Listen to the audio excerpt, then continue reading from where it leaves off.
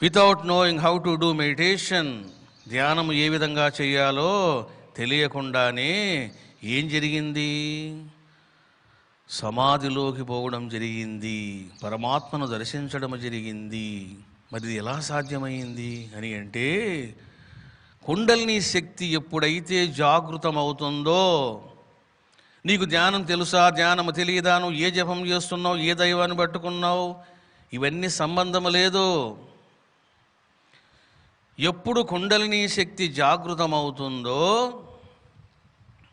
అయిపోయింది. ఇంకా ఆనకట్ట తెగిపోయినప్పుడు పరవళ్ళు దొక్కుతూ గంగా ఏ విధంగా అయితే వడివడిగా ప్రవహిస్తుందో, కుండలిని శక్తి ఆ విధంగా ప్రవహించడము నేను కళ్ళారా అనుభవించాను, చూశాను. కుండలిని శక్తి మూలాధార చక్రము నుండి సహస్రార చక్రం వరకు ఏ విధంగా పరుగులు తీసిందో ఒక్కసారి కాదు, అనేక సార్లు అనుభవించాను. అందులో ఉన్న మర్మాన్ని తెలుసుకున్నాను.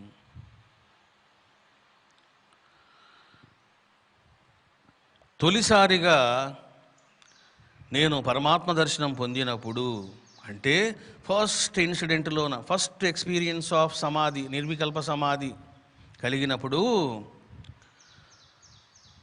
పరమాత్మను దర్శించాను. ఇక ఏం జరిగింది అని అంటే, ఆ దర్శనము పూర్తయిన తర్వాత ఆస్ట్రల్ బాడీ నా నుంచి బయటికి రావడానికి ప్రయత్నం చేసింది. అంటే ఎంతసేపు కూర్చున్నానో తెలియదు. చాలాసేపు కూర్చున్న తర్వాత my astral body is trying to come out, to go out side. అది బయటికి వచ్చి తిరగడానికి ప్రయత్నం చేసింది. అది ఎలాంటి ఎక్స్పీరియన్స్ అంటే, వర్షం పడుతున్నప్పుడు ఆకాశములోన మనకు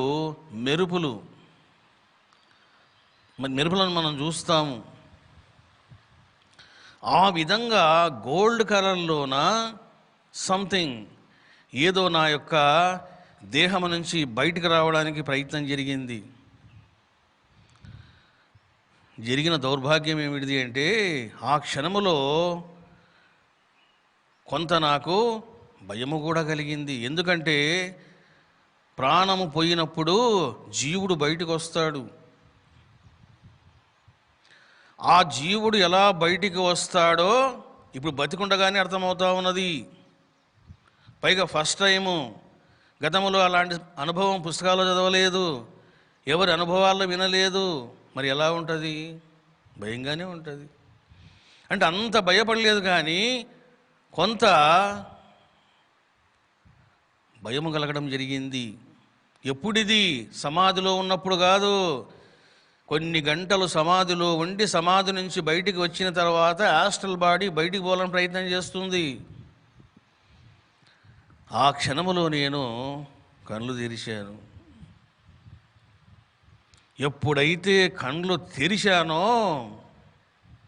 ధర్మంగా అయితే అట్లా తెరవకూడదు, ఫస్ట్ ఎక్స్పీరియన్స్ కాబట్టి కళ్ళు తెరిచాను.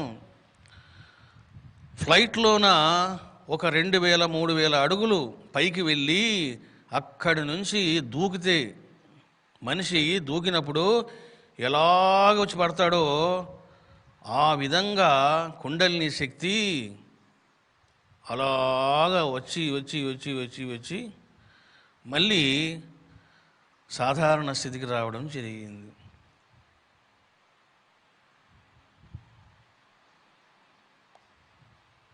పైకి లెగడానికి 45 నిమిషాలు పట్టింది. కూర్చున్న వ్యక్తిని పైకి లెగడానికి 45 మినిట్స్ పట్టింది. అంటే ఏమిటిది? ఒక గొర్రెను ఒక కొండ చిలువ పట్టుకుంది. అది బయటికి రావాలని ప్రయత్నం చేస్తూ ఉంటుంది గొర్రె. కానీ ఇప్పుడు గొర్రె ఎక్కడుంది? సగం బాడీ కొండ చిలువ నోట్లో ఉన్నది. నేను రావాలి, పైకి లెగాలని చూస్తున్నాను. ఆ యొక్క ఆనంద పారవశ్య స్థితి మళ్ళీ లాగపాడేస్తుంది లోపలికి.